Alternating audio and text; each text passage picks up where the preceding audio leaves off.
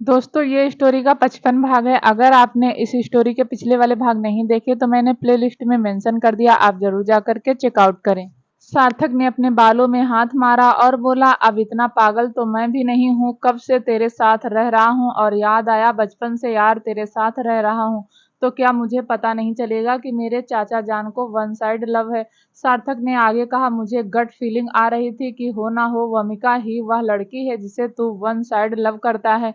वेदांत के चेहरे पर हल्की सी मुस्कुराहट आई और आंखों में हल्की सी शर्म आ रही थी, लेकिन उसने सख्ती से अपने इमोशंस को कंट्रोल किया और बोला, ऐसा कुछ नहीं है, तू कुछ भी कहेगा और मैं मान लूंगा, चल अपना काम कर। वेदांत ने टॉपिक चेंज करने की कोशिश की। वह बोला, कितनी जल्दी टॉपिक चेंज कर दिया, खुद का बताना कि सिद्धि को देखकर तेरे दिल में गिटार बजते हैं। सार्थक ने एक नज़र सिद्धि को देखा और सच में महसूस किया कि जैसे उसके बैकग्राउंड में गिटार बज रहे हैं।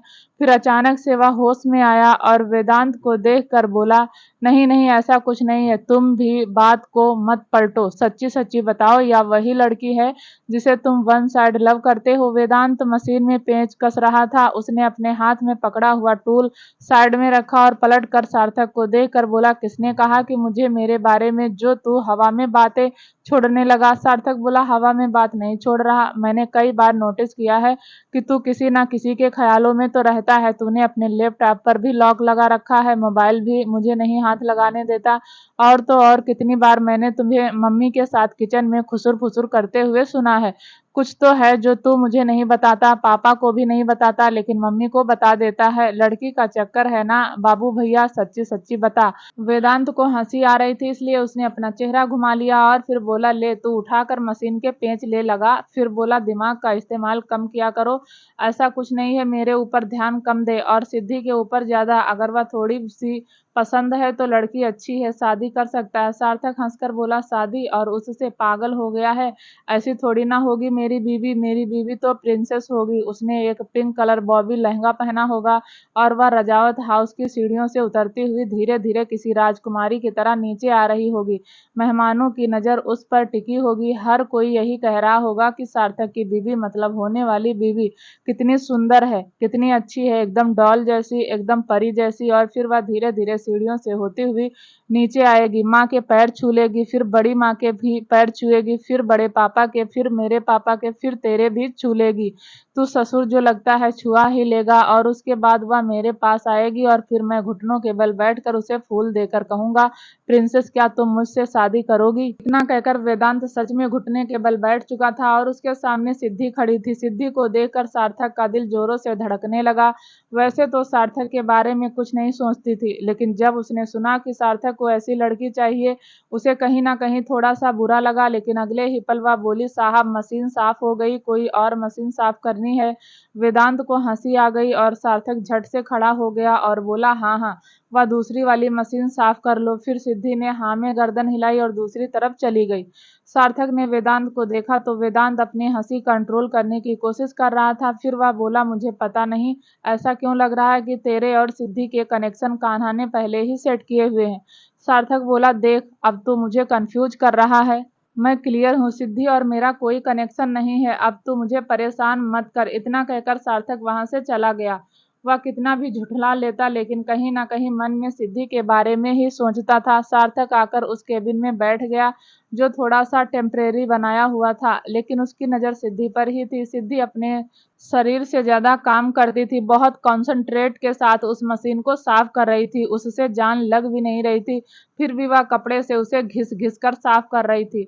सार्थक सिद्धि को ही देखता रहा, फिर अचानक से ना में गर्दन हिलाते हुए बोला, क्या कर रहा है तू? वेदांत तो पागल है, तुझे भी कर देगा, छोड़ तू अपना काम कर। इतना कहकर उसने अपना लैपटॉप खोल लिया और उस पर उंगलियां चलाने लगा। दूसरी तरफ क्रिस ने गाड़ी एक घर के बाहर रोकी।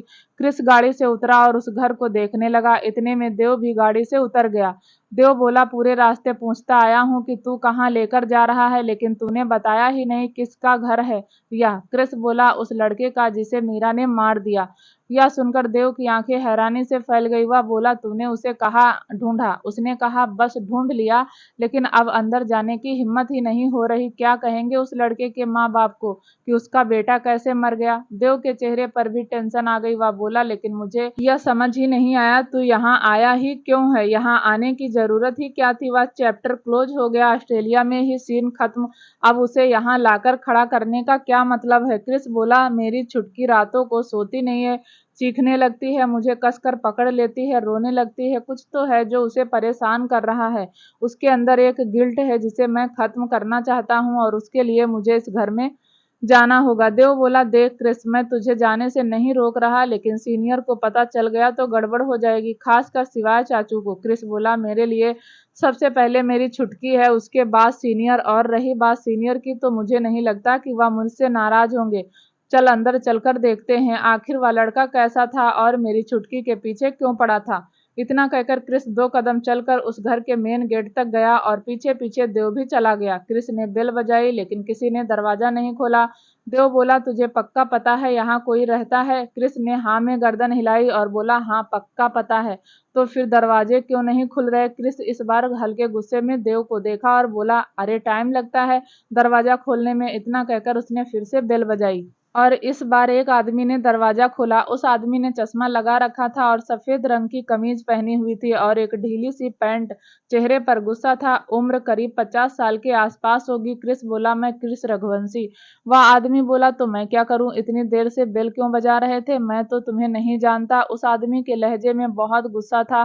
क्रिस ने तो अपना सलाइवा गटक लिया और उसने देव को देखा तो देव बातों को संभालता हुआ बोला, जी हम यहाँ। और तभी पीछे से आवाज आई, अरे किराएदार होंगे, ऊपर वाला कमरा खाली पड़ा है, पूछो क्या उन्हें कमरा चाहिए। किराए पर आदमी ने देव और क्रिस को देखकर कहा, क्या तुम किराएदार हो। दोनों ने ना में गर्दन हिला दी।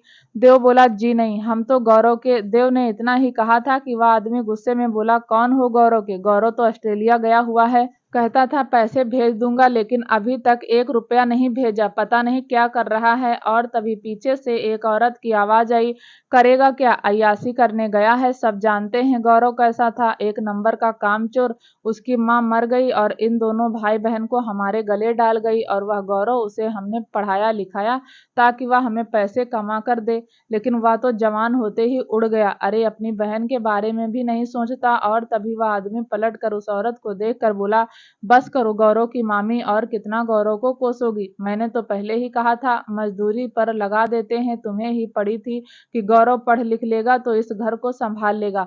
अरे मैं तो पहले ही जानता था, जैसी मेरी बहन वैसा उसका बेटा, एक नंबर के भगोड़े।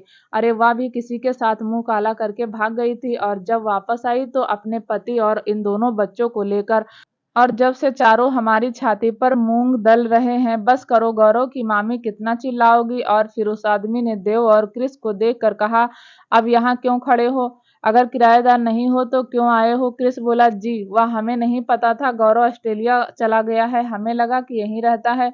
उस आदमी ने कहा, अब तो पता चल गया ना कि वह एक नंबर का भगोड़ा है। और तभी पीछे से एक मीठी सी आवाज आई, मामी चाय। और उस औरत ने, जो कि शायद उस आदमी की पत्नी थी, उसने अगले ही पल उस लड़की के बाल पकड़कर हिलाते हुए कहा, एक तो तेरा भाई पैसे नहीं भेजता, ना फोन करता है, ना कोई मनी ऑर्डर करता है, और तू है कि मुझे चाय पिलाकर मारना चाहती है। देव और क्रिस दोनों ने हल्का सा झांक कर देखा तो उस औरत ने एक 20-21 साल की लड़की के बाल पकड़े हुए थे और उसे जोरों से हिला रही थी। और अगले ही पल उस औरत ने उस लड़की के हाथ पर चाय उड़ेलते हुए कहा, ले मर, तू ही पी ले, जब तक तेरा भाई पैसे नहीं भेजता तब तक तुझे ऐसे ही पिटकर रहना पड़ेगा। इतना कहकर उसने, देव और क्रिस ने उस औरत को देखकर गुस्से में कहा, आपको शर्म नहीं आती। एक बच्ची को मारते हुए वह औरत, जो कि अब तक सोफे पर बैठी हुई थी, वह उठी और अपनी कमर की साड़ी के पल्लू को ठीक करते हुए बोली, या मेरा घर है, मेरा जो मन करेगा मैं करूंगी, मुझे यह बताओ कि तुम दोनों बिना पूछे अंदर कैसे आ गए। क्रिस एक नजर गुस्से में उस औरत को देखा और फिर तेज कदमों से चलता हुआ उस लड़की के पास गया और उसे उठाते हुए बोला, तुम ठीक हो। उस लड़की की आंखों में पानी था, गाल पर चाटे का निशान साफ दिखाई दे रहा था। उसने धीरे से कहा, जी ठीक हूँ। इतने में देव ने उस औरत को देखकर कहा, शर्म नहीं आती आपको, बिल्कुल शर्म नहीं आती। अरे आप औरत हैं और उम्र में हमसे बड़ी हैं, इसलिए लिहाज कर रहे हैं, वरना। वह औरत भी गुस्से में बोली, वरना क्या करता, क्या करता तू, बता मुझे, क्या करता, क्या करता तू, चल बता मुझे। इतना कहकर वह औरत देव को हाथ लगाकर धक्का देने लगी। क्रिस देव के पास आया और बोला, आप जानती भी हैं किसे हाथ लगा रही हैं। उस औरत ने इस बार क्रिस को धक्का दिया और बोली, हाँ बता कौन है, या मेरा घर है और मेरा मोहल्ला, निकल यहाँ से इससे पहले कि तुम्हारी इज्जत का जनाजा निकाल दूं। निकल यहाँ से, वरना मोहल्ले में चिल्ला चिल्ला कर कहूंगी कि दो लड़के आए थे और इस लड़की को छेड़ रहे थे। निकल यहाँ से। क्रिस और देव दोनों हैरानी से एक दूसरे को देखने लगे। कैसी औरत है, कोई अपने ही घर की बेटी को कैसे बदनाम कर सकता था। लेकिन दोनों इतना तो समझ गए थे कि हो ना हो शायद बहुत ज्यादा गिरी हुई औरत है। इतने में वो आदमी भी बोला, निकलो यहाँ से, सुना नहीं मेरी पत्नी ने क्या कहा, निकलो नहीं तो पूरे मोहल्ले को इकट्ठा कर लेंगे और फिर पूरा मोहल्ला तुम्हें डंडे लाठी से मारकर यहाँ से भगाएंगे। इतना कहकर दोनों पति पत्नी ने देव और क्रिस दोनों को घर से बाहर निकाल दिया और दरवाजा बंद कर दिया। क्रिस और देव एक दूसरे को देख रहे थे, तभी घर के अंदर से उस लड़की के चीखने चिल्लाने की आवाज आने लगी। क्रिस ने दरवाजा बजाकर गुस्से में कहा, ओ अंकल, अगर उस लड़की को कुछ किया ना तो हमसे बुरा कोई नहीं होगा। देव ने लगातार उस दरवाजे को खोलने की कोशिश कर रहा था, लेकिन वह दरवाजा खुल ही नहीं रहा था। आखिर देव ने फोन निकाला और पुलिस को कॉल कर दिया। जब तक पुलिस वहां आई तब तक उस लड़की के चीखने चिल्लाने की आवाज बाहर तक आती रही। जैसे ही पुलिस वहां आई, उसने अपना राइट हैंड पुलिस इंस्पेक्टर की तरफ बढ़ाते हुए कहा, मैं क्रिस रघुवंशी। इंस्पेक्टर ने हल्की सी हाँ में गर्दन हिलाई और बोला, the famous businessman mister Harshvardhan के बेटे। क्रिस ने हाँ में गर्दन हिला दी और फिर वह बोला, इन सब का वक्त नहीं है, देखिए अंदर एक औरत एक लड़की के साथ मारपीट कर रही है, प्लीज आप कुछ कीजिए। इंस्पेक्टर ने हाँ में गर्दन हिलाई और अपने डंडे से दरवाजा हल्का सा बजाते हुए कहा, दरवाजा खोलिए, बाहर पुलिस है। लेकिन दरवाजा नहीं खुला। उस इंस्पेक्टर ने फिर से अपने डंडे से दरवाजा बजाया और बोला, दरवाजा खोलिए, और तभी उस औरत ने दरवाजा खोला और गुस्से में पुलिस वाले को देखने लगी।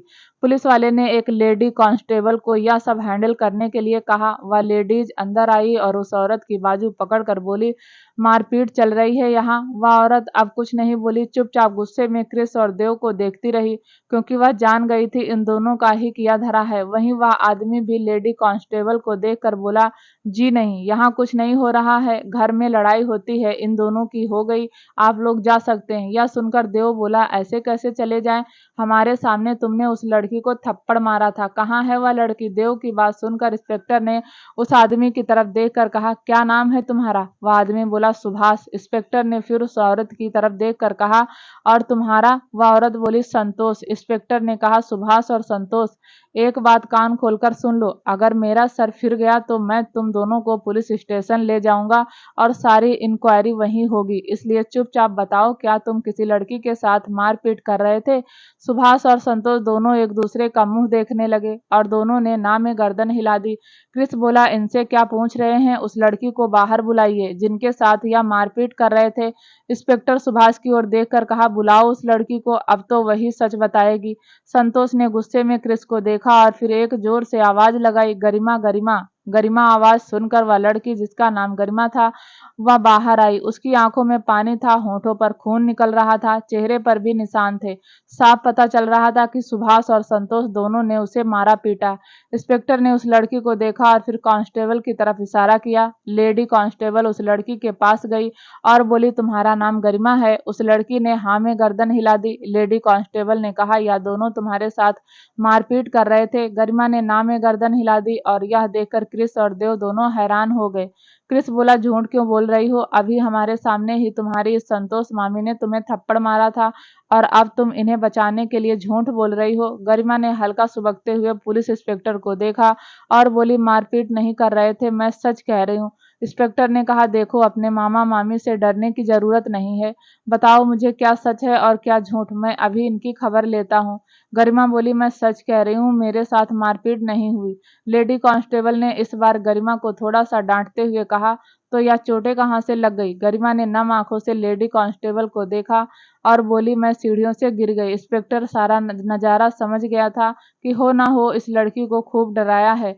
वह देव और क्रिस की तरफ देखकर बोला, बाहर चलिए, कोई केस नहीं बनता। यह सुनकर देव ने कहा, क्या बात कर रहे हैं आप, केस कैसे नहीं बनता, मेरे सामने थप्पड़ मारा था, क्रिस के सामने थप्पड़ मारा था। इंस्पेक्टर ने कहा, देवव्रत रघुवंशी, समझने की कोशिश कीजिए, वह लड़की ही इनके खिलाफ कंप्लेन नहीं करना चाहती तो क्या कर सकते हैं, वह सामने ही झूठ बोल रही है, जब तक वह हाँ नहीं कहेगी हम इस केस पर काम नहीं कर सकते, आप बाहर चलिए, मैं बाहर चलकर समझाता हूँ।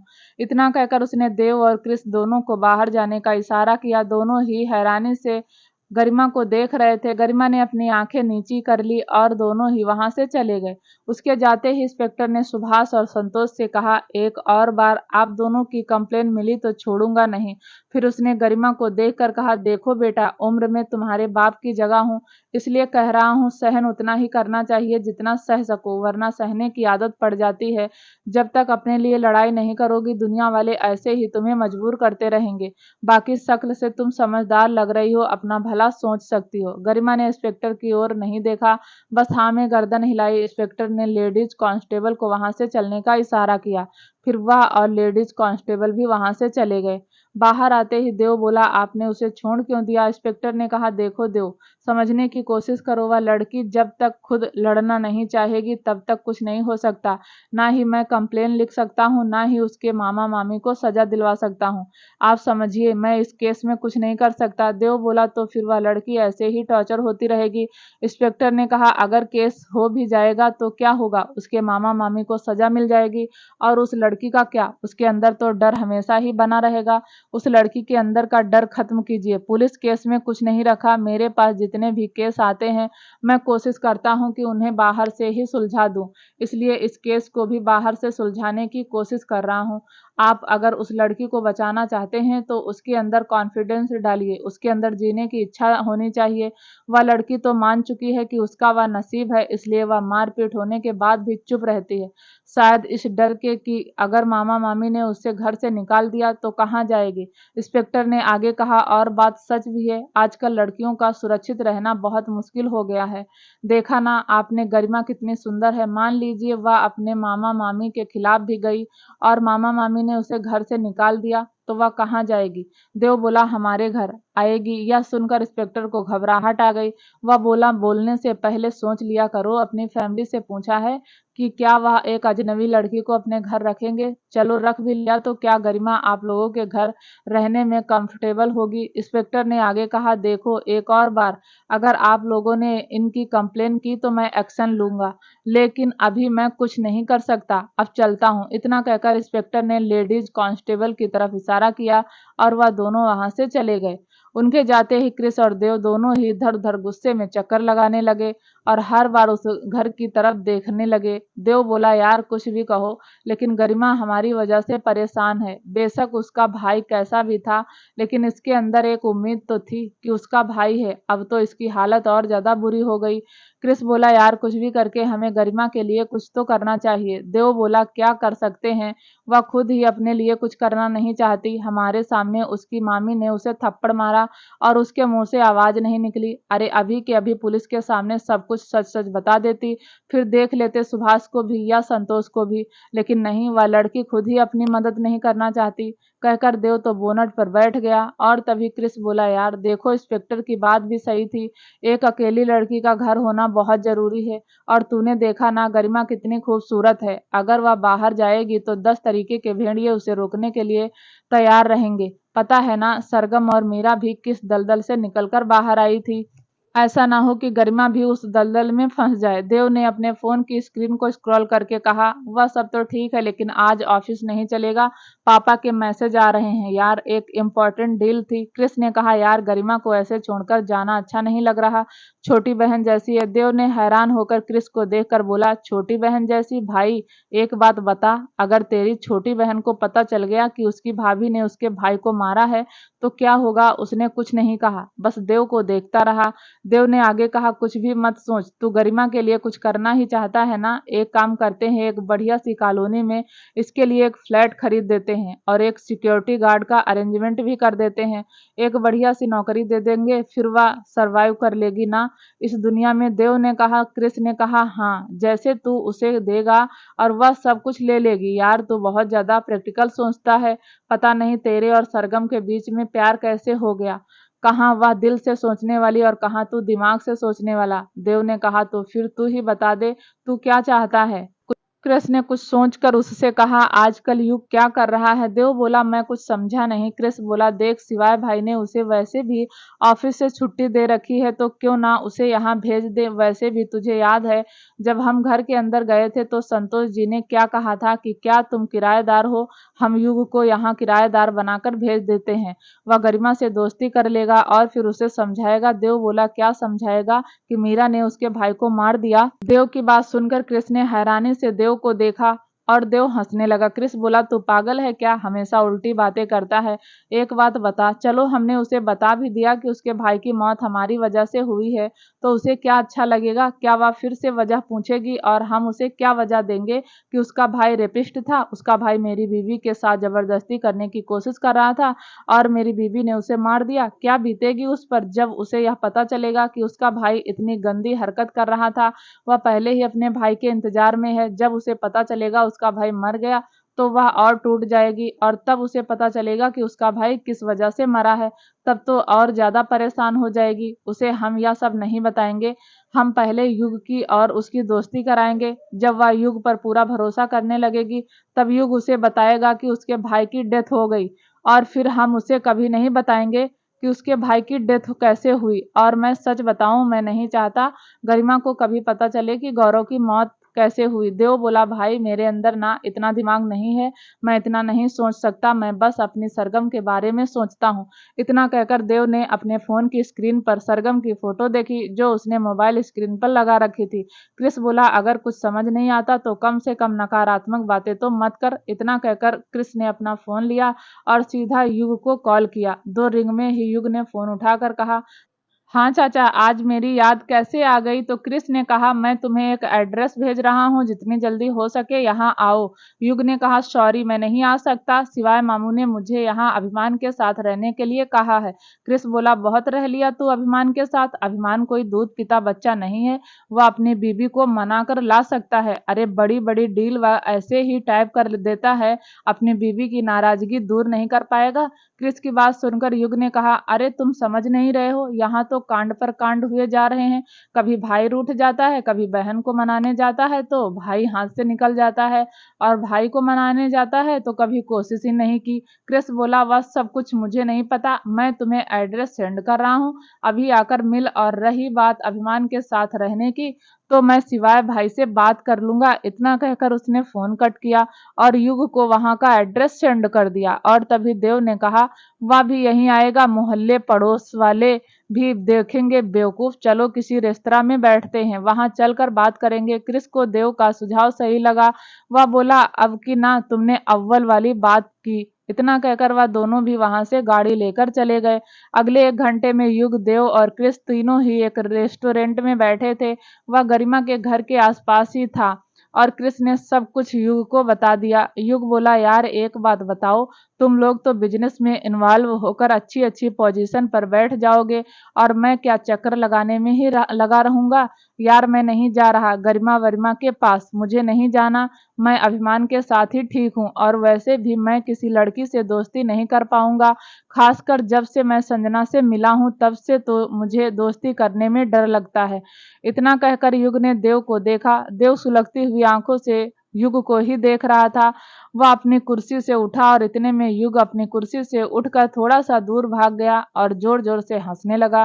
कृष ने तो अपने सर पर हाथ मार लिया। फिर उसने एक हाथ बढ़ाकर युग को अपने पास आने का इशारा किया और बोला, यहाँ आकर बैठ जा, मजाक का वक्त नहीं है। सच में यार वह लड़की बहुत परेशान है, जब उसे पता चलेगा कि उसका भाई ऑस्ट्रेलिया में नहीं बल्कि नर्क में है तब उसका दिल और टूट जाएगा। तू समझ, उस लड़की को हमारी जरूरत है, हम सबको उसकी मदद करनी चाहिए, और जब तक वह लड़की खुश नहीं होगी तब तक मेरी मीरा को सपने आने बंद नहीं होंगे। यह सुनकर युग वापस से आकर कुर्सी पर बैठ गया और बोला, मीरा के सपने आने से और गरिमा की खुशी से क्या कनेक्शन है।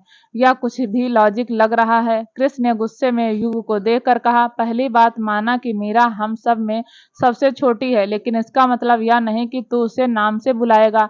वैसे तो वह तेरी चाची लगती है, तो तू उसे चाची तो कभी बोलेगा नहीं, कम से कम भाभी तो बोल दे। युग बोला, कोशिश करता हूँ, लेकिन तू मुझे यह बता इन दोनों बातों का लॉजिक क्या है? देव बोला, लॉजिक है भाई, जब एक गरिमा पूरी तरह से खुश नहीं होती तब तक मीरा की बेचैनी ऐसी ही बढ़ती रहेगी। तू नहीं समझेगा। युग देव की आंखों में देखकर बोला, समझ ना यार, समझने के लिए ही तो आया हूँ। कृष्ण ने कहा, तो फिर सुन, जब हमें हिचकी आती है तो क्यों आती है? क्योंकि हमें कोई याद कर रहा होता है और हम जैसे ही उसका नाम लेते हैं वह हिचकी बंद हो जाती है। या होते हैं दिल से दिल के कनेक्शन। जब मीरा के अंदर यह गिल्ट है कि उसने गौरव को मार दिया और गरिमा अपने भाई का बेसब्री से इंतजार कर रही है, यानी गरिमा का भी दिल बेचैन है। उसकी दुआएं उसके भाई के दिल तक नहीं जा पा रही हैं, लेकिन उसकी दुआएं कहीं ना कहीं मीरा के दिल तक जा रही हैं, जिस वजह से मीरा का दिल भी बेचैन है। और तभी युग बोला, समझ गया समझ गया। तू यह कहना चाहता है कि जब तक गरिमा दिल से मीरा को माफ नहीं कर देती तब तक मीरा की बेचैनी कम नहीं होगी। देव और कृष्ण दोनों ने हाँ में गर्दन हिलाते हुए कहा, एक साथ कहा, हाँ बहुत जल्दी समझ गया। युग युग ने कहा, वह सब तो ठीक है, लेकिन यार मैं कैसे कहीं और रह सकता हूँ? तुम लोग जानते तो हो यार, मैं कैसे रहूंगा अकेला। यह सुनकर कृष्ण ने अपने सामने हाथ जोड़कर कहा, प्लीज यार रह लेना, हम दोनों की शक्ल देख चुकी है, वरना हम दोनों उस घर में रह लेते। पर तुझे उसके मामा मामी ने नहीं देखा, इसलिए तू आराम से उस घर में एंटर कर जाएगा। प्लीज मान जाना यार हमारी बात। कुछ सोचकर युग ने कहा, ठीक है, कब तक रहना पड़ेगा? कृष्ण बोला, जितनी जल्दी हो सके गरिमा से दोस्ती कर, उसे वहां से निकाल और फिर तेरा काम खत्म। युग बोला, ठीक है, 2 दिन में कर लूंगा। यह सुनकर देव को हंसी आ गई। वह बोला, 2 दिन में तो तुझे उस गाय जैसी लड़की से हाय हेलो करने में ही बीत जाएंगे, टाइम लगेगा। युग दूसरी तरफ आराध्या की जब आंख खुली तो उसकी आंखें सूजी हुई थी। 2 दिन से आराध्या कमरे से बाहर नहीं आई थी। उसके अंदर अपने भाई को फेस करने की हिम्मत ही नहीं थी, लेकिन आज उसने तय कर लिया था कि चाहे कुछ भी हो जाए वह अपने भाई से बात करके रहेगी। वह अपने भाई को ऐसे टूटता हुआ नहीं देख सकती। आखिर उसके भाई ने हमेशा उसका साथ दिया था और अब वे उसके लिए कुछ करना चाहती थी। आराध्या तैयार होकर बाहर आई तो अनिरुद्ध डाइनिंग टेबल पर नाश्ता कर रहा था। आज उसे मिस्टर सिंघानिया के साथ एक जरूरी मीटिंग पर जाना था। आराध्या आकर डाइनिंग टेबल पर बैठ गई। उसने एक नजर अनिरुद्ध को देखा तो अनिरुद्ध ने हल्का सा मुस्कुराकर कहा, गुड मॉर्निंग आराध्या। आराध्या ने हल्की सी हाँ में गर्दन हिलाते हुए कहा, गुड मॉर्निंग भाई। किचन की ओर देखते हुए कहा, माँ आराध्या भी आ गई, इसके लिए भी कुछ अच्छा सा बना दो, वैसे भी यह ठीक से कुछ नहीं खाती। आराध्या ने अनिरुद्ध को नम आंखों से देखा और धीरे से बोली, आई एम सॉरी भाई। अनिरुद्ध ने कहा, सॉरी किस लिए? आराध्या बोली, मैं अभिमान के साथ। आराध्या ने इतना ही कहा था कि अनिरुद्ध बोला, देखो आराध्या, यह तुम्हारी जिंदगी है, तुम जो डिसीजन लोगी तुम्हारा भाई इसमें तुम्हारा साथ देगा। मैं कोई भी डिसीजन तुम पर थोपना नहीं चाहता। अगर तुम अभिमान के साथ अपनी जिंदगी खुशी खुशी दोबारा शुरू करना चाहती हो तो कर सकती हो। इसमें तो दो राय नहीं है कि अभिमान अच्छा लड़का है, बहुत बड़ा बिजनेसमैन है, राजस्थान के यंगेस्ट बिजनेसमैन में उसका नाम आता है। इतना कहकर अनिरुद्ध उठ गया और बोला, माँ मैं जा रहा हूँ। फिर उसने हल्का सा मुस्कुराकर आराध्या को देखा और उसके सर पर हाथ रखकर कहा, तुम्हारा भाई हमेशा तुम्हारे साथ है। कहकर अनिरुद्ध ने अपना बैग उठाया और बाइक की चाबी उठाते हुए बोला, मैं जा रहा हूँ माँ। इतना कहकर वह चला गया, लेकिन जैसे ही वह बाहर की तरफ आया वैसे ही दरवाजा खुला। सामने डैनी खड़ा था। डैनी के हाथ में दूध की थैली थी। अनिरुद्ध बोला, पापा मुझे आज जल्दी जाना है। डैनी ने हल्की सी हाँ में गर्दन हिलाई और अनिरुद्ध वहां से चला गया। उसके जाते ही आराध्या ने अनिरुद्ध की प्लेट को देखा जिसमें आधा पराठा बचा था और यह देखकर आराध्या समझ गई कि उसके भाई ने मुंह से चाहे कुछ भी कहा हो, लेकिन मन ही मन उसे बुरा तो जरूर लगा, वरना अब से पहले तो अनिरुद्ध कभी आधा अधूरा खाना नहीं छोड़ता था। यानी हो ना हो जब उसने अनिरुद्ध से बात करने की कोशिश की, अनिरुद्ध से वह आधा पराठा खाया नहीं गया। और यह नजारा देखकर आराध्या की आंखें एक बार फिर नम हो गई। डैनी भी घर के अंदर आ गया। उसने आराध्या की आंखों में पानी देखा तो उसके पास बैठकर बोला, अब क्या हुआ, अब क्यों रो रही हो? आराध्या ने डैनी को देखकर भरे गले से कहा, भाई मुझसे नाराज हैं लेकिन कहेंगे नहीं। डैनी बोला ऐसा कुछ नहीं है, उसे बस इस वक्त कुछ भी करके अभिमान को टक्कर देनी है जिस वजह से वह बिजी रहता है और ठीक से बात नहीं कर पाता। आराध्या ने ना में गर्दन हिलाते हुए कहा, नहीं पापा, भाई सच में नाराज हैं, आप नहीं समझेंगे। मैं बचपन से भाई को देखती आई हूँ, मुझे पता है वह कब नाराज होते हैं और कब खुश होते हैं। इतना कहकर आराध्या रोने लगी। डैनी ने आराध्या के आंसू पोंछे और उसका हाथ पकड़कर कहा, ऐसे वक्त में रोना नहीं चाहिए। तुम यह क्यों भूल जाती हो कि तुम प्रेग्नेंट हो? तुम जैसा भी रिएक्ट करोगी बच्चा पर वह सब असर पड़ेगा। इतने में वंदना भी किचन से बाहर आकर खड़ी हो गई। वह बाप बेटी को देख रही थी। वंदना को तो समझ ही नहीं आता था कि वह आराध्या को कैसे समझाए, लेकिन वह यह भी जानती थी कि डैनी उससे ज्यादा अच्छा समझा देगा। डैनी ने कहा, आराध्या बातों को समझो, या तुम्हारी लाइफ है, तुम अपनी लाइफ जैसे जीना चाहती हो ऐसे जियो। अनिरुद्ध को उस बीच में नहीं बोलना चाहिए। यह सुनकर आराध्या और जोर से रोने लगी। अब वह डैनी पर गुस्सा करते हुए बोली, क्यों नहीं बीच में बोलना चाहिए?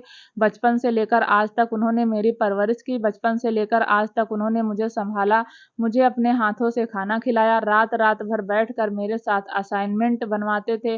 शायद इतना प्यार तो आप और माँ भी मुझे नहीं देती जितना भाई ने मुझे दिया, और आप चाहते हैं कि मैं 20 साल के प्यार को ठुकरा दूं सिर्फ इसलिए क्योंकि अभिमान को अपनी गलती का रियलाइज हो गया है, वह मुझे लेने आ गया, बस इसीलिए मैं अपने भाई को इग्नोर कर दूं? मैं नहीं करूंगी पापा, मैं कर भी नहीं सकती। मैं अपने भाई को इग्नोर नहीं करूंगी। मेरे भाई ने हमेशा मेरा साथ दिया, अब मैं अपने भाई का साथ दूंगी। अगर मुझे अभिमान को डाइवोर्स भी देना पड़े तो मैं दूंगी, लेकिन मैं अपने भाई का साथ नहीं छोड़ूंगी। इतना कहकर उसने अपने आंसू पोंछे और बाहर की तरफ जाने लगी। और तभी डैनी बोला, आराध्या मेरी बात सुनो, कहाँ जा रही हो तुम? आराध्या बिना पलटे बोली, अभिमान को यह बताने कि वह अपनी कोशिश करना बंद कर दे। मैं उसके साथ कभी नहीं जाऊंगी, कभी भी नहीं, कहकर आराध्या फ्लैट के बाहर निकल गई। वंदना ने डैनी की ओर देखकर धीरे से कहा, अपनी बेटी को समझाते क्यों नहीं? शादी के रिश्ते ऐसे नहीं टूटते। डैनी बोला, देखो मैंने तुम्हारे बेटे से भी कहा था कि वह आराध्या और अभिमान के बीच में ना पड़े, और मैं खुद भी उन दोनों के बीच में नहीं पड़ना चाहता। अब अभिमान ने गलती तो की है ना, तो उसे भुगतना ही पड़ेगा। उसकी बीवी है, उससे नाराज हो, गुस्सा हो, कुछ भी हो, वह उसकी प्रॉब्लम है, उसे खुद अपनी बीवी को समझाना होगा। मुझे नहीं लगता मुझे आराध्या को रोकना चाहिए। मैं भी आखिर इन दोनों भाई बहन के बीच में पिस गया हूँ। भाई को समझाता हूँ तो बहन रोने लगती है, बहन को समझाता हूँ तो भाई गुस्सा करने लगता है। मैं खुद पागल हो जाऊंगा। डैनी इस वक्त वह बहुत गुस्से में था। सच में अपने बेटा बेटी के चक्कर में फंस गया था। अभिमान को भी बेटा जैसा ही समझता था। कहीं ना कहीं उसे अभिमान की कंडीशन पर तरस भी आता था, क्योंकि एक वक्त था जब डैनी भी वंदना के लिए इतना ही तड़पता था जितना अभिमान तड़प रहा था। डैनी यह बात समझता था कि अभिमान से गलती हुई, लेकिन अब तो उसे अपनी गलती रियलाइज हो गई थी ना, उसे एक मौका तो मिलना ही चाहिए था। इसलिए भी डैनी गुस्से में था, लेकिन वह भी यह जानता था उसका बेटा भी गलत नहीं है। बहुत कुछ सहा है उसके बेटे ने। यही सब सोचता सोचता डैनी गुस्से में चाय बनाने लगा, और थोड़ी ही देर में चाय बनाने के बाद उसने अपने गुस्से को थोड़ा शांत किया। फिर चाय को 2 कप में डाला और दोनों कप लेकर बाहर आया। उसमें से एक कप वंदना की ओर बढ़ाते हुए कहा, या लो चाय पियो, ज्यादा टेंशन मत लो, हमारे बिना भी हमारे बच्चे रह रहे हैं, संभल जाएंगे, तुम फिक्र मत करो, चलो मैं और तुम बैठकर बालकनी में चाय पीते हैं। वैसे भी जब से आराध्या घर वापस आई है 2 पल सुकून के साथ नहीं बैठे। जवानी में दूर हो गए और बुढ़ापे में औलाद बैठने नहीं दे रही। इतना कहकर उसने वंदना की बाजू को पकड़ा और उसे हल्का सा अपने साथ खींचता हुआ बालकनी में ले आया। फिर वंदना और डैनी दोनों बालकनी में चेयर पर बैठकर चाय पीने लगे। डैनी तो अपनी चाय एंजॉय कर रहा था, लेकिन वंदना ने एक घूंट भी चाय पीकर नहीं देखी थी। डैनी ने वंदना की ओर देखकर कहा, क्या हुआ, चाय टेस्टी नहीं बनी? वंदना बोली, नहीं ऐसी बात नहीं है, बस बच्चों की फिक्र हो रही है। डैनी ने अपना कप टेबल पर रखा और बोला, उन गधों की फिक्र करने की जरूरत नहीं है, तुम पागल मत बनो। मैंने कहा ना, जब हम नहीं थे तब भी वह अपनी जिंदगी जी रहे थे। तुमने देखा ना हमारे बेटे ने अपनी बहन की शादी कितने बड़े घर में कर दी। वंदना हल्का सा मुस्कुराकर डैनी को देखकर बोली, आप भी ना, कैसी बातें करते हो? डैनी इस बार हल्के गुस्से में बोला, कैसी बातें करता हूँ? सोचा था वंदना साथ में वक्त बिताएंगे, बेटी की शादी कर दी, वह अपने घर में खुश है, बेटा अपने काम में लगा रहेगा, और मैं और तुम एक हनीमून ट्रिप पर जाएंगे। लेकिन यह देखो, हमारे तो बच्चों ने ही हमारा खून पी कर रखा हुआ है। एक को समझाओ तो एक गुस्सा हो जाता है। अब वह अपने पति से लड़ने चली गई। उसे इतनी अक्ल नहीं कि एक मौका तो देकर देखे, लेकिन नहीं, जाएगी उसका सिर फोड़ देगी। फिर वह गुस्से में कुछ उल्टा सीधा करेगा, पता नहीं क्या करेंगे। मेरा ही दिमाग खराब है जो मैं इनके बारे में सोच रहा हूँ। मैं बस अपनी वंदना के बारे में सोचना चाहता हूँ। इन दोनों भाई बहन में तो बहुत अक्ल है। ऐसा लग रहा है कि मेढक सच में मेढक बन गया है, बिना बात उछलता कूदता रहता है। वंदना अब हंसने लगी। वह बोली, डैनी आप बिल्कुल नहीं बदले। डैनी वंदना की आंखों में देखकर बोला, और बदलना भी नहीं चाहता। सच में वंदना, तुम्हारे साथ जाना चाहता हूँ, जो मिल नहीं रहा। और तुम भी कभी मुझे दूध लेने भेज देती हो, कभी सब्जी लेने भेज देती हो, और मैं भी पागलों की तरह बालकनी में अखबार लेकर बैठ जाता हूँ। यार अभी मैं बूढ़ा नहीं हुआ, सिवाय से 2 साल छोटा हूँ, और सिवाय को देखो कितनी आसान पर्सनालिटी है। और एक मैं हूँ, सफेद कुर्ता पैजामा पहनने लगा, आंखों पर चश्मा लगाने लगा और अखबार पढ़ने लगा। एक काम करते हैं, इन दोनों को यहीं छोड़ते हैं, मैं और तुम गोवा का ट्रिप मारकर आते हैं। यह सुनकर तो वंदना और ज्यादा हंसने लगी। वह बोली, अब मंदिर जाने की उम्र में गोवा जाओगे डैनी? डैनी बोला, हाँ जाऊंगा। अरे इस उम्र में तो लोग दूसरी शादी करते हैं। तुमने देखा नहीं कितने फिल्म स्टार इस उम्र में शादी करते हैं? और हमारे तो भगवान की दया से 2 बच्चे भी हैं जो अपनी अपनी जिंदगी खुद संभाल सकते हैं। चलो ना वंदना, मैं और तुम कहीं ट्रिप पर चलते हैं। वंदना ने अपनी चाय खत्म की, डैनी का कप उठाया और खड़ी होकर बोली, मेरा किचन का काम पड़ा है, करके आती हूँ। इतना कहकर वह जाने लगी। तभी डैनी बोला, तो ठीक है, किचन का काम खत्म कर लो, उसके बाद गोवा चलेंगे। वंदना ने हल्का सा पलट कर मुस्कुराकर डैनी को देखा और बोली, जब हमारे दोनों बच्चों की जिंदगी में सब कुछ ठीक हो जाएगा तब हम गोवा चलेंगे। डैनी अपने सर पर अखबार मारता हुआ बोला, तब तो गंगा जी नहाने चलेंगे, अभी तो गोवा चलते हैं, प्लीज चलो ना। तुम शॉर्ट ड्रेस पहनना, मैं हाफ पैंट पहन लूंगा, कितना मजा आएगा। यह सुनकर तो वंदना और जोर से हंसने लगी और हंसते हंसते किचन में चली गई। वहीं डैनी के चेहरे पर भी मुस्कुराहट आ गई। वहीं दूसरी तरफ आराध्या आंखों में पानी लिए अभिमान के फ्लैट के गेट के बाहर खड़ी हुई थी। उसने बेल बजाई और एक ही बेल में अभिमान ने दरवाजा खोल दिया। उसने आराध्या को रोते हुए देखा तो उसकी आंखें हैरानी से फैल गई। उसने जल्दी से अपने हाथों से आराध्या का चेहरा पकड़कर बोला, क्या हुआ, तुम रो क्यों रही हो? अनिरुद्ध ने कुछ कहा, पापा ने कुछ कहा, बताओ मुझे। यह सुनकर आराध्या का गुस्सा और बढ़ गया। उसने अभिमान के दोनों हाथों को झटक दिया। इतने में अभिमान ने आसपास देखा तो कोई नहीं था। उसने आराध्या की बाजू पकड़ी और उसे फ्लैट के अंदर खींचा और बोला, क्या हुआ?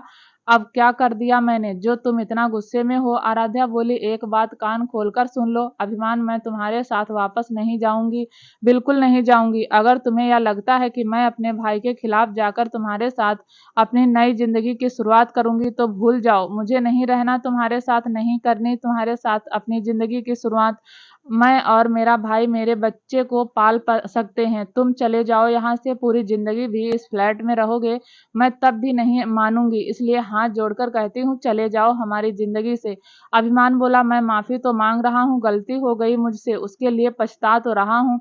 आराध्या ने कहा, यह सब मुझे गलती करने से पहले आपको सोचना चाहिए था। तब तो तुमने मेरा हाथ पकड़कर मेंशन से निकाल दिया, मुझे सफाई देने का मौका भी नहीं दिया। जो मन में आया वह बोला। ना जाने कितने कड़वे शब्द सुनकर मैंने मरने का फैसला किया था, लेकिन मैं प्रेग्नेंट थी, अपने बच्चे को इस दुनिया में लाना चाहती थी, इसीलिए मैंने मरने का ख्याल झटक दिया। लेकिन अब बस बहुत हो गया, मैं तुम्हारी वजह से अपने भाई को परेशान नहीं देख सकती। हाथ जोड़कर कहती हूँ, चले जाओ मेरी जिंदगी से और भूल जाओ कि तुम्हारी जिंदगी में आई। इतना कहकर आराध्या जैसे ही पलट कर जाने को हुई, उसकी नजर युग पर पड़ी। शायद युग कृष्ण को और देव से मिलकर अभी अभी आया था और चुपचाप आराध्या और अभिमान की बातें सुन रहा था। आराध्या एक और कदम युग को इग्नोर करती हुई दरवाजे की तरफ बढ़ी। उससे पहले ही अभिमान ने आराध्या की बाजू पकड़कर अपनी तरफ घुमाया और उसकी आंखों में देखकर बोला, तुम्हें नहीं लगता आराध्या कि मुझे एक मौका मिलना चाहिए? हो गई गलती, माफी मांग चुका हूँ, अपना बिजनेस घर सब कुछ छोड़ छाड़ कर यहाँ इस छोटे से फ्लैट में रह रहा हूँ। अरे जितना यह छोटा फ्लैट है उससे बड़ा तो मेरा कमरा है। इतना सब कुछ कर रहा हूँ सिर्फ तुम्हें मनाने के लिए, और तुम हो कि हर बार आती हो और कहती हो कि तुम नहीं मानोगी। ऐसे कैसे नहीं मानोगी? मुझे गलती रियलाइज हो गई, मैं इस बात के लिए पछता रहा हूँ और तुम मुझे मौका भी नहीं देना चाहती। कम से कम एक बार मुझ पर भरोसा करके तो देखो। आराध्या ने गुस्से में अभिमान का हाथ झटकते हुए कहा, क्यों करूं मैं भरोसा? भरोसा तो मेरे भाई ने भी किया था तुम पर कि तुम उसकी बहन को दुखी नहीं करोगे, परेशान नहीं करोगे, लेकिन तुमने जो मेरे साथ किया है ना, ठीक नहीं किया। तुम्हें तो उस बात के लिए जिंदगी भर पछताना पड़ेगा। अभिमान बोला, आराध्या अब तुम बहुत ज्यादा बोल रही हो, बहुत हो गया तुम्हारा, मैं पागल नहीं हूँ, मैं भी इंसान हूँ, तब से तुम्हारे पीछे पीछे घूम रहा हूँ, तुम्हें मनाने की कोशिश कर रहा हूँ और तुम हो कि हर बार अपने भाई के नाम का झंडा लेकर मेरे सामने आकर खड़ी हो जाती हो, रो रो कर गाल कचौड़ी जैसे कर लिए हैं, आंखें छोटी चाइनीज जैसी कर ली। प्रॉब्लम क्या है तुम्हारी? तुम्हें नहीं लगता कि तुम्हें इस कंडीशन में रोना नहीं चाहिए? आराध्या दांत पीसते हुए बोली, और इन सब का जिम्मेदार कौन है? तुम ही तो हो, और कौन है बताओ मुझे ना। तुम वह सब करते हो और ना यह सब होता। अभिमान इस बार गुस्से में बोला, अब हो गई गलती हो गई, मेरे पास टाइम मशीन होती तो वापस से घुमाकर पीछे ले जाता, मेरे पास टाइम मशीन नहीं है, अब क्या करूं। इतने में युग थोड़ा सा अंदर आया और चुपचाप आ करके चला गया और उसने 3 गिलास पानी लिया, उसे ट्रे में रखा और वापस से आकर दोनों की तरफ उसे बढ़ाता हुआ बोला, पी लो, आराम से लड़ लेना, कोई प्रॉब्लम नहीं है, लेकिन पानी तो पी लो। दोनों की सांसें फूल रही हैं, खासकर भाभी तुम्हारी, तुम्हें तो अपना ध्यान रखना चाहिए। आराध्या ने गुस्से में युग को देखा, पानी का गिलास उठाया और उसे धड़ाम से जमीन पर दे मारा और युग को देखकर बोली, अपने भाई को लेकर निकलो यहाँ से, जाओ यहाँ से, मैं सच कहती हूँ मैं नहीं जाऊंगी रघुवंशी मेंशन वापस। एक बार जहाँ से मुझे बेइज्जत करके निकाल दिया गया, अब मैं वापस वहाँ नहीं जाना चाहती, मैं खुश हूँ, मेरा भाई, मेरे माँ बाप, मेरे सब है मेरे पास, मुझे तुम्हारी जरूरत नहीं। इतना कहकर वह वहां से चली गई। अभिमान उसे रोकना चाहता था, लेकिन युग ने उसकी बाजू पकड़कर उसे ना में गर्दन हिला दी। अब आराध्या वहां से जा चुकी थी। अभिमान ने गुस्से में युग को देखकर कहा, तूने मुझे रोका क्यों? युग बोला, क्योंकि जब तू उसके भाई को नहीं मनाएगा, बहन नहीं मानेगी, सारी खुदाई एक तरफ, जोरू का भाई एक तरफ। अभिमान बोला, यह अलग प्रॉब्लम मेरे सामने आकर खड़ी हो गई। युग ने कहा, प्रॉब्लम नहीं है, तू खुद ही सोच, 20 साल से वह अपने भाई के प्यार के साये में रह रही और तेरे साथ मुश्किल से 1 साल, कहाँ 1 साल का प्यार और कहाँ 20 साल का प्यार, तू खुद ही बता। तुझे नहीं लगता कि अनिरुद्ध का प्यार तेरे प्यार पर भारी पड़ रहा है? अभिमान बोला, इस अनिरुद्ध को तो मैं छोड़ूंगा नहीं, अपनी बहन को भड़काता है। युग ने पानी का गिलास उठाया और सोफे पर जाकर बैठ गया और बोला, मुझे नहीं लगता अनिरुद्ध ने भाभी को कुछ कहा है। अभिमान हैरानी से युग को देखने लगा। युग बोला, सच तो बोल रहा हूँ, अनिरुद्ध की पर्सनालिटी नहीं है कि वह अपनी बहन को भड़काए, वह सच में बहुत सुलझा हुआ इंसान है। हाँ, मैं उसकी तारीफ कर रहा हूँ, लेकिन वह सच में तारीफ के लायक है। तेरे पास बस एक ही ऑप्शन है, तू पहले अनिरुद्ध के दिल में अपने लिए जगह बना, उसके साथ दोस्ती कर, अगर वह मुझे माफ कर देगा तो आराध्या भी तुझे माफ कर देगी। अभिमान भी पानी का गिलास लेकर उसी के पास सोफे पर बैठकर बोला, और अनिरुद्ध को कैसे मनाऊं? तभी अभिमान का फोन वाइब्रेट हुआ। अभिमान ने फोन को देखा तो उसमें शिवाय का नंबर शो हो रहा था। अभिमान बोला, एक तो पहले ही बीबी नहीं मान रही, ऊपर से पापा ने भी पूरा खून पी रखा है। युग के चेहरे पर मुस्कुराहट आई और वह बोला, फोन तो उठा ले मामा का, कहीं ऐसा ना हो सच में तेरा खून पी ले। अभिमान ने फोन रिसीव किया और कहा, कहिए पिताश्री, क्या आज्ञा है?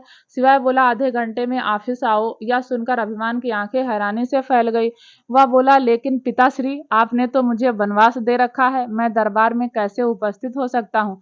शिवाय बोला, ओ शट अप, जितना कहा है उतना कर, चुपचाप आधे घंटे में ऑफिस पहुंचो, एक प्रोजेक्ट के बारे में तुमसे बात करनी है। अभिमान बोला, तो यह बात अब आप प्यार से भी बोल सकते थे। शिवाय ने कहा, यहाँ आ जा, मैं तुझे बताता हूँ प्यार से बात कैसे करते हैं।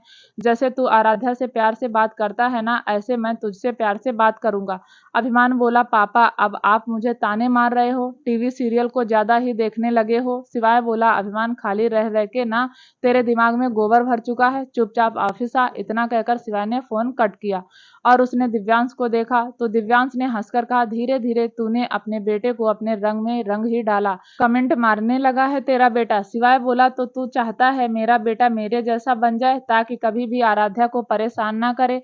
दिव्यांश बोला, लेकिन शुरुआती दिनों में तूने भी तो आर्या को बहुत परेशान किया था, ऐसा ही है तेरा बेटा, फिक्र मत कर, मना लेगा वह अपनी आराध्या को। शिवाय ने गुस्से में दिव्यांश को देखकर कहा, बिगाड़ा तो तूने ही है, मुझे ऐसा लगता है कि अभिमान को बिगाड़ने में तेरा पूरा पूरा हाथ है।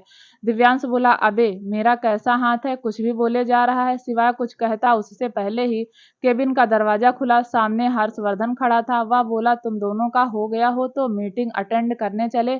शिवाय ने अपना सर टेबल पर रखते हुए कहा, सुबह शाम मीटिंग, मैं तो पागल हो गया हूँ। अभिमान ने युग को देखकर कहा, पापा ऑफिस बुला रहे हैं। यह सुनकर युग की आंखें बड़ी हो गई और वह बोला, क्या बात है, तुम्हारा वनवास तो जल्दी खत्म हो गया। अभिमान खड़ा होकर कमरे में चला गया और थोड़ी देर में तैयार होकर बाहर आया। उसने व्हाइट कलर की शर्ट और नेवी ब्लू कलर की पैंट पहनी हुई थी। फिर उसने अपना लैपटॉप उठाया और उसे बैग में डाला। युग को देखकर बोला, ठीक है, फिर मैं चलता हूँ।